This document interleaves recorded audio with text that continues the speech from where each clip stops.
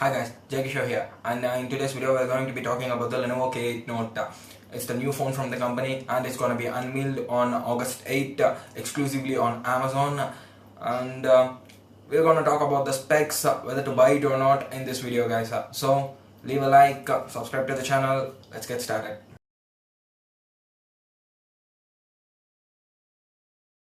So the rumored specs of the phone are, it's gonna support a MediaTek Helio X20 processor, that's a deca-core processor clocked at 2.1 GHz. It's gonna have a Mali GPU, it's gonna have a 5.5 inch 1080p IPS display, and it's gonna have support for dual SIMs or a SIM card and a micro SD slot, that's the hybrid slot. So it's gonna have 64 GB of inbuilt storage, 4 GB of RAM, and that's about everything. And coming to the battery, it's gonna have a battery capacity of around 4000 milliamp hours guys. So the camera, on the camera end, it has a 16 megapixel primary camera, a 12 megapixel front facing camera. Usually Lenovo cameras are very good for daily usage, but not the best for photography lovers.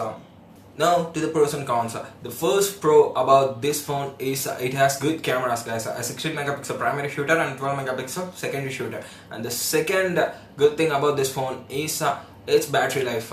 Usually the K series, that is the Note series phones, give good battery life. The next pro about this phone is it has dual SIM support. Well, all the phones right now has dual SIM support, but there's a con in that you can use either a second SIM or a micro SD. It has 64 GB inbuilt storage and 4 gigs of RAM.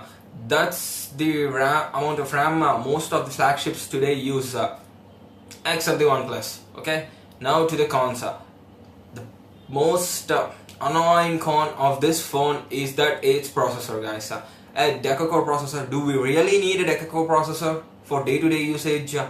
I mean, last year's Qualcomm Snapdragon 820, 4 cores, only 4 cores, and it performed like a beast. All the flagships had that processor.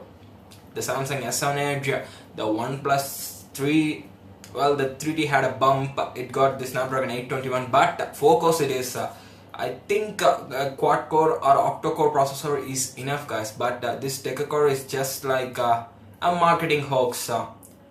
Well, I think the final verdict of this phone is that if you want good cameras, good battery life, well, you can buy the phone. But if you're annoyed by the heat and the throttling, then you should consider buying another phone which has a quad or octa-core processor guys.